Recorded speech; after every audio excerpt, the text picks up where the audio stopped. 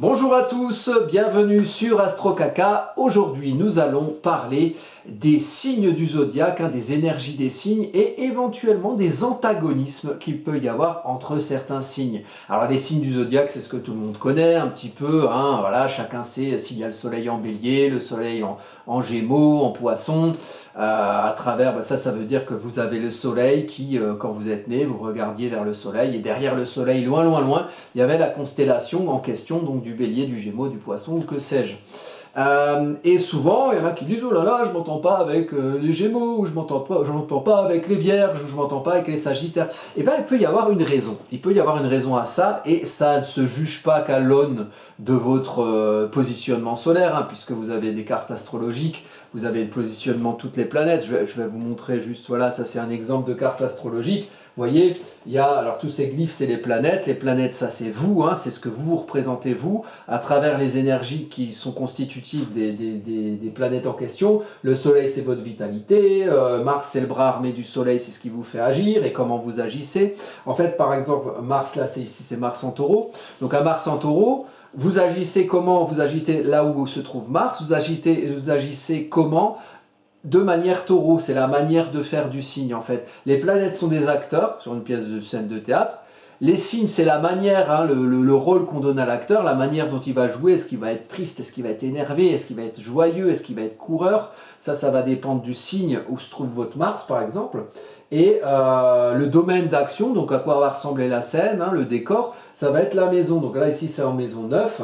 Et c'est Mars en taureau en maison 9. Après, vous faites toutes ces combinaisons pour les autres planètes. Vous avez la manière de penser, de réfléchir et de communiquer, de diffuser. Ce que vous avez compris, c'est par Mercure. Vos valeurs, votre manière d'aimer, d'adhérer aux choses, c'est Vénus, etc. etc. C'est pas l'objet de cette vidéo, mais c'est juste pour resituer.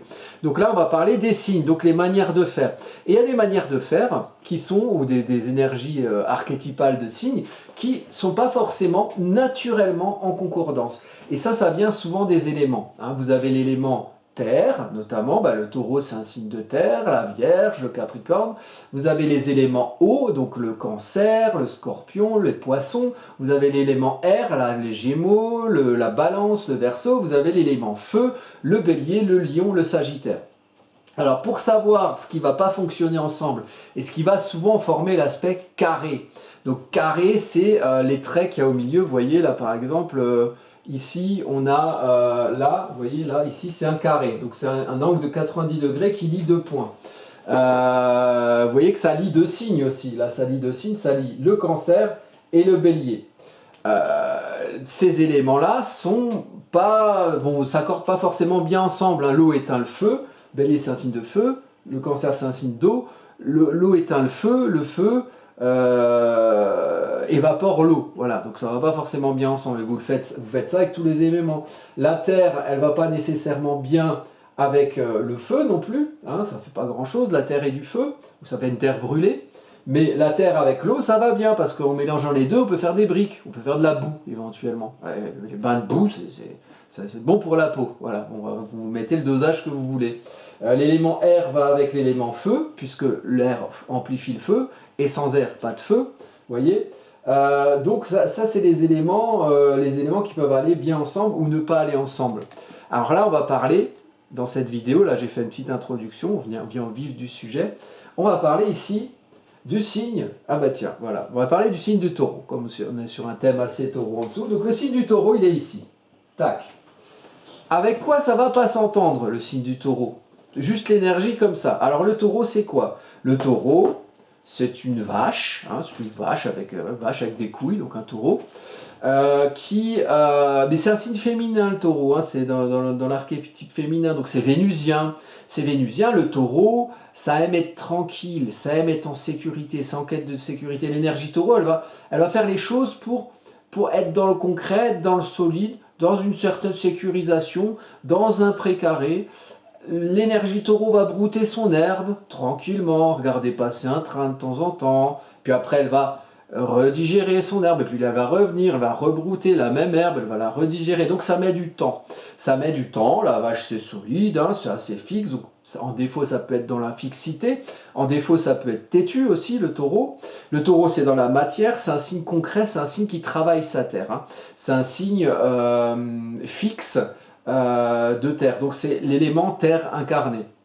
Voilà, donc on est dans cet ancrage et dans cette quête de sérénité quelque part dans le signe du taureau avec Vénus, donc on aime bien toucher, manger, sentir. Hein. Le taureau est un glouton, en astrologie médicale ça régit la gorge, ça régit la voix notamment, alors on peut bien aimer aussi la lune exaltée en taureau, on peut bien aimer les arts aussi, on aime bien le côté un peu affable, un peu, voilà, un peu, on est vénusien, donc on n'a pas envie de se fighter.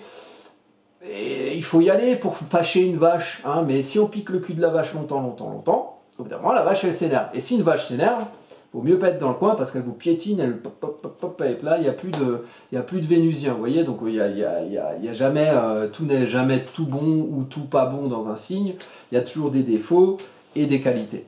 Alors le taureau, lui, qui est ici, voilà, il va être en carré avec deux signes qui font partie d'un axe. Les deux signes, c'est ceux-là. Verseau et Lion.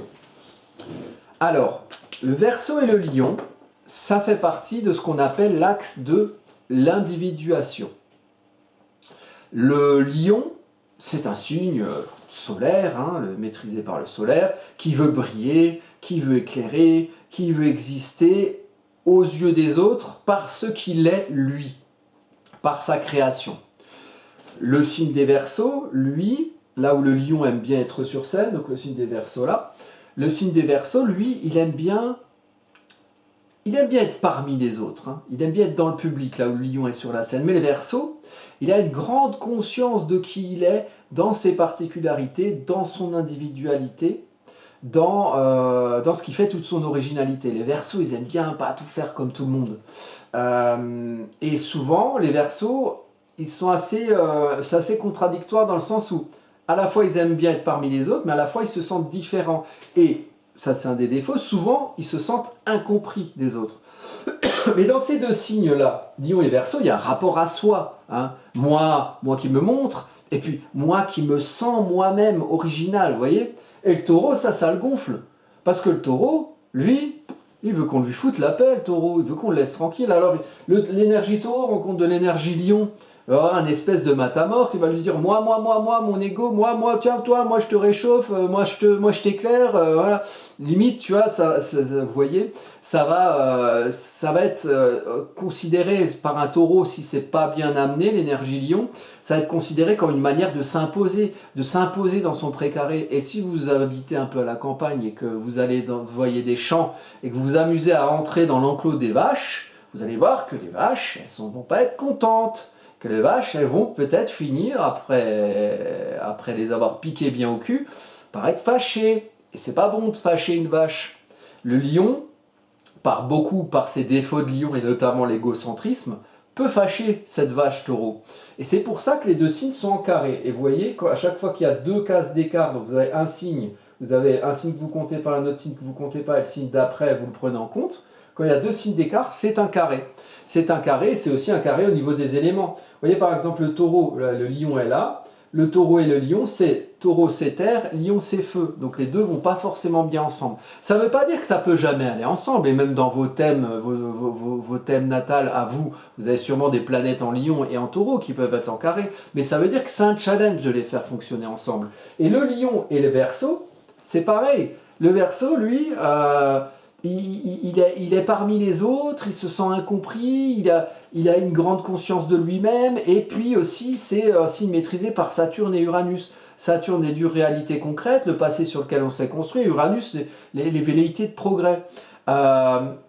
Ni Saturne ni Uranus sont forcément dans un bon signe en taureau, surtout Uranus, qui est d'ailleurs en taureau en ce moment dans le ciel. Uranus, c'est la tempête, c'est la volonté de progrès, c'est la volonté de bouger. Et le Verseau, il a ça, le Verseau, il a cette volonté de progrès, cette volonté de faire de son originalité et de sa particularité quelque chose qui va par l'élément air, donc qui va par le mental, qui va par la communication, essayer d'expanser ailleurs que chez lui. C'est-à-dire qu'il va vouloir aussi vivre dans un monde qui évolue à la lumière de lui, ce qu'il perçoit du futur, de la modernité, de l'évolution. Le taureau, ça me fait chier, ça.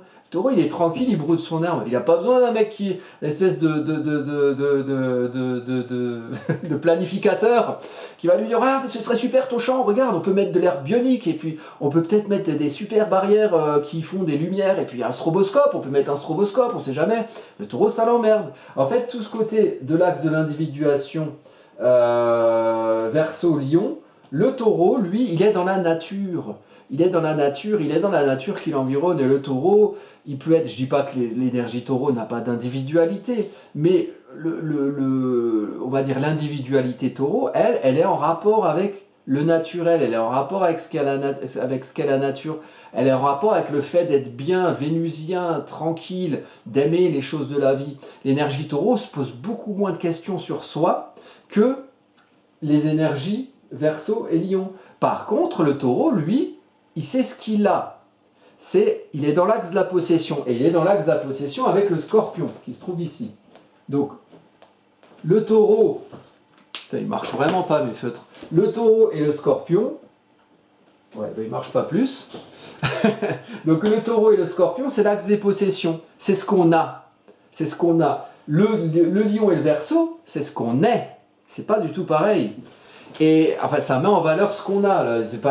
On n'est pas personne quand on est Taureau, hein, mais on a une idée de l'énergie Taureau a une idée de fonctionnement par rapport à ce qu'elle a, par rapport à la matière, par rapport à ce qu'elle amasse, pour survivre. Après la naissance Bélier, il y a le Taureau qui doit prendre ce qu'il y a autour de lui pour que cette naissance soit pas un feu de paille, mais dur. Et pour durer, il faut manger. Pour grandir, manger pour se solidifier. Donc l'énergie Taureau, c'est ça. L'énergie Taureau prend ça ce qu'elle a, et c'est en carré avec l'axe de l'individuation Lion-Verseau qui va plutôt penser à ce qu'elle est. Voilà. Et donc ça, c'était c'est très important à connaître. On peut aussi le faire éventuellement du côté Scorpion, mais ça, ce sera l'objet d'une autre vidéo. On fera le carré Scorpion avec Verseau et Lion. L'idée, c'est de faire des petites vidéos courtes sur les signes. Il n'y a pas lieu que ça prenne 3/4 d'heure. Donc voilà, c'était la première vidéo sur ce sujet. Je vais en faire une sur chaque signe. Donc chaque signe, et qu'est-ce que chaque signe a en carré comme axe? C'est-à-dire que par exemple sur le Bélier, le carré du Bélier, c'est à la fois Capricorne et Cancer. Donc ça va être, le Bélier va être en carré avec l'axe de ce qui, je ne me rappelle plus du nom, de ce qui grandit, de la graine à la fleur. Oh là là, j'ai pas le nom en tête, vous me le direz en commentaire, l'axe de je sais plus quoi. L'axe de... Ah, je trouve pas, vous voyez, j'ai un creux. Bref, donc le Bélier est chaque signe est en carré avec un axe, en fait. Et c'est intéressant à étudier, et après, vos signes vont être habités par des planètes, et ça va caractériser l'élément qui va être en carré avec un Mars dans cet élément. Donc la manière d'agir va être contrainte par un axe de signe dans le signe du zodiaque si c'est habité par des planètes. Par exemple, je sais pas, là si on regarde ici, là il y a un T carré, vous voyez là il y a un T carré à Cérès par exemple. Cérès c'est là. Vous avez le T carré à Cérès. Cérès est en T carré, donc c'est Cancer. T carré avec un signe de l'élément R avec Junon. Donc Junon c'est la défense des droits personnels et les unions. Cérès c'est ce qu'on récolte, donc on récolte en Cancer en maison 11, mais c'est en carré avec une planète d'un élément, enfin un astre d'un élément R et O, c'est pas concordant en éléments. Et Cérès va aussi être en carré avec quelque chose qui est à 25 du Bélier. Bon, c'est un petit carré, c'est 18 du Bélier, 18 degrés du Bélier, donc c'est la Lune. Donc Cérès va aussi être en carré avec la Lune, qui donc eau et feu, c'est aussi des éléments qui sont pas concordants. Et après, on peut faire des interprétations selon les planètes. Mais là, il faut aller beaucoup plus loin. Là, cette vidéo, c'est juste parler archétypalement de l'énergie des signes en question. Voilà. Bien, je vous remercie pour votre attention. On fera d'autres vidéos sur cette série. Voilà. Et puis, je vous dis à bientôt. Au revoir.